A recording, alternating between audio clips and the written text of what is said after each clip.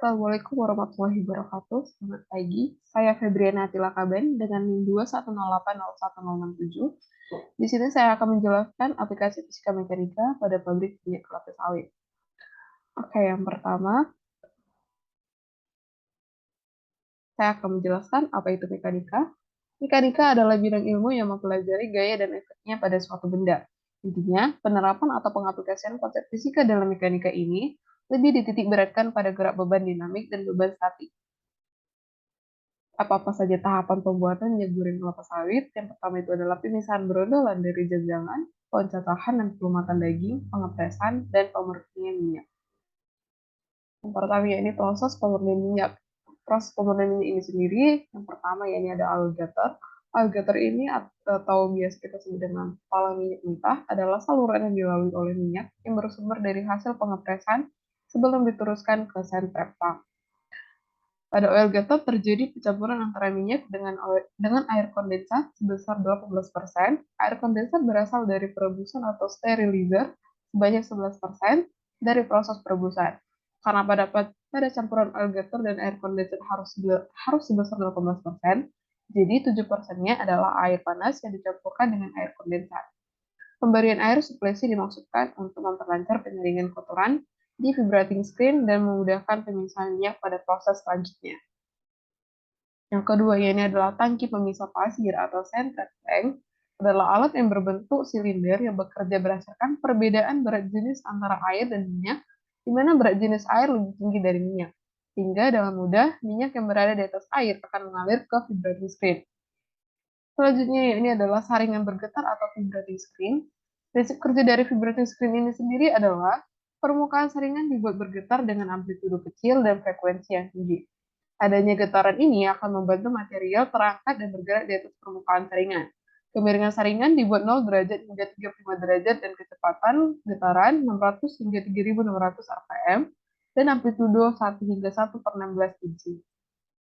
Vibrating screen adalah alat yang digunakan untuk memisahkan ukuran material hasil proses permukaan berdasarkan besarnya ukuran dari lubang bukaan atau opening pada ayakan yang dinyatakan dengan satuan milimeter atau dapat juga dinyatakan dengan satuan mesh. Selanjutnya ya ini adalah faktor yang mempengaruhi kinerja ayakan. Yang pertama itu adalah dari segi material yang diayak, yaitu terdiri dari bentuk material, jumlah dari undersize dan oversize yang terdapat dalam umpan dan kandungan air pada material. Yang kedua yaitu dari segi tipe ayakan dan operasi adalah panjang dan lebar ayakan, amplitudo dan frekuensi getaran, arah dorongan getaran laju pengumpan, rata-rata material di atas ayakan, dan sudut jatuhnya material di atas ayakan. Yang C ada dari segi ayakan adalah mesin ayakannya, presentasi lubang yang terbuka, bentuk lubang ayakan, korosi atau rusaknya lubang ayakan, dan juga tata cara pemasangan ayakan pada alat yang diungkapkan oleh A.M. Gaudin 1979 dalam Principle of Mineral Dressing. Faktor lain yang mempengaruhi proses pengayakan atau screening diantaranya adalah lamanya waktu pengayakan, banyaknya material halus dalam umpan, kandungan air dalam material, kemiringan pengayakan, frekuensi getaran pada ayakan. Efisiensi vibrating screen banyaknya material yang lolos pada ukuran screen tertentu yang biasanya dinyatakan dalam persen. EFF vibrating screen sama dengan berat produk yang lolos ayakan dibagi dengan berat produk yang seharusnya lolos ayakan dikalikan dengan 100%.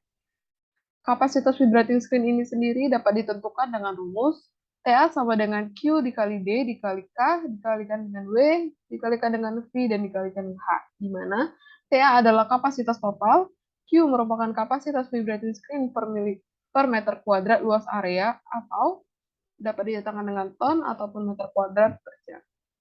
D adalah deck location factor, K adalah kandungan air, lalu W adalah berat jenis material, P oversize factor, dan H adalah half size factor. Dapat dilihat pada gambar ini ada di slide. Selanjutnya ini adalah crude oil tank. Cara kerja unit ini menggunakan overflow system, yaitu crude oil setelah melalui vibrating screen masuk ke tangki. Di dalam tangki terdapat sekat sehingga minyak akan overflow melewati sekat dan selanjutnya akan dipompa ke CST. Tangki klarifikasi atau clarifier tank. Prinsip kerja dari clarifier tank ini adalah pengendapan gravitasi. Larutan yang membawa unsur padatan akan tersuspensi lebih berat dan akhirnya akan mengendap. Kemudian, padatan yang mengendap ini akan terkumpul dalam bak yang sering kita sebut dengan slug, yang harus secara reguler dibersihkan atau dibuang keluar ke tank. Nah, bentuknya sendiri dapat kita lihat pada gambar yang ada di slide. Selanjutnya adalah tangki pembersihan atau clean oil tank. Setelah minyak terpisah dengan slug, kemudian keluar dari clean tank, ditampung dengan clean oil tank. Nah, suhu di dalam clean oil tank ini adalah berkisar 90 hingga 95 derajat Celcius. Selanjutnya ada purifier, di mana prinsip kerja dari purifier ini adalah memisahkan minyak dari air, lumpur, dan kotoran lainnya dengan gaya sentrifugal berdasarkan berat jenisnya, sehingga partikel yang mempunyai berat jenis yang lebih besar akan berada jauh meninggalkan porosnya. Sedangkan partikel yang mempunyai berat jenis lebih kecil akan selalu berada mendekati porosnya. Yang kedelapan ada float valve tank, di mana tangki ini berfungsi untuk menampung sementara minyak yang berasal dari clean oil tank yang kemudian dikirim ke vacuum dryer untuk membantu proses pengurungan kadar air. Selanjutnya adalah vacuum dryer. Vacuum dryer ini mempunyai prinsip kerja dengan mengatur keseimbangan suhu dan tekanan vakum untuk menghasilkan pengeringan yang bagus. Proses pembuangan air selanjutnya ya, ini adalah pompa minyak bersih atau oil extraction.